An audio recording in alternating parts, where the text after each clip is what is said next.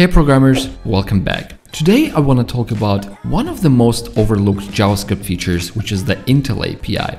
Well, if you're building an application that's supposed to be rolled out in different countries and different languages, this is what you're supposed to be using, and many people actually have no idea or are not aware that it exists.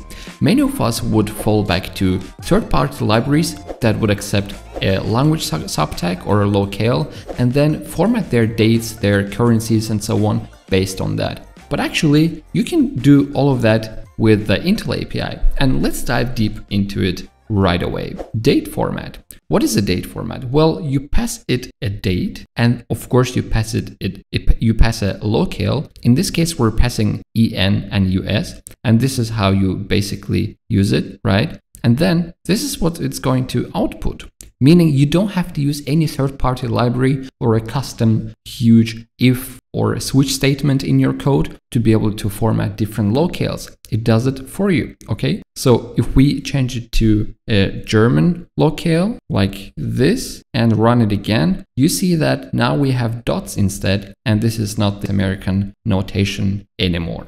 We also have fallbacks. For example, if we try to use Balinese, but it doesn't exist for some reason, then it falls back to Indonesian. And of course, we can supply a lot of options that you would normally be able to supply in your third-party packages as well. For example, the style of the formatting, then the time style and the time zone and so on. Of course, we're gonna look at them in a second, but this is what's going to be outputted instead of just a date if you supply a date style of full, all right?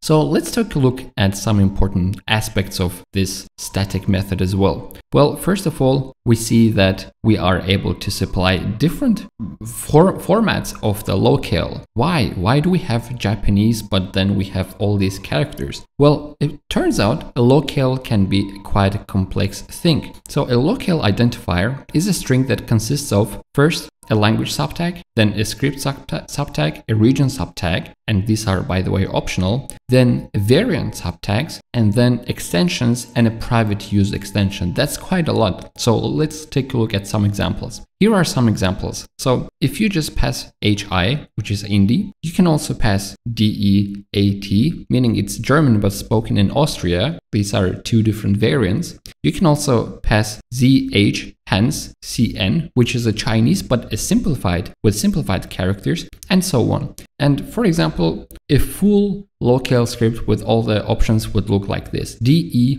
spoken in German with CO means that umlauted vowels such as this are going to be represented with two letters instead. And of course, you're passing a phone book, meaning use the phone book variant of German sort order. Quite interesting, isn't it? So let's go back to our examples. And here we are seeing that you can actually supply many more options than we just saw before. So you can supply a weekday, long, short formats. You can supply a format for a year, a month, a day. So it's very customizable, okay? And you can also supply anything related to hours, minutes, time zones, and so on. So I guess you get the whole idea. If you want to see the whole list of the options that you can supply, go to this page, to the constructor, and then you scroll down here, and here we have all the parameters, which are the locales. We have the options, how to match the algorithm. Then you can have all these different hour options, weekdays, era, month. So you get the idea. You have a lot of customization as you would have expected. All right, the next formatting is a number format. What is it? Well, we can format numbers and we can also format currencies. It's pretty cool.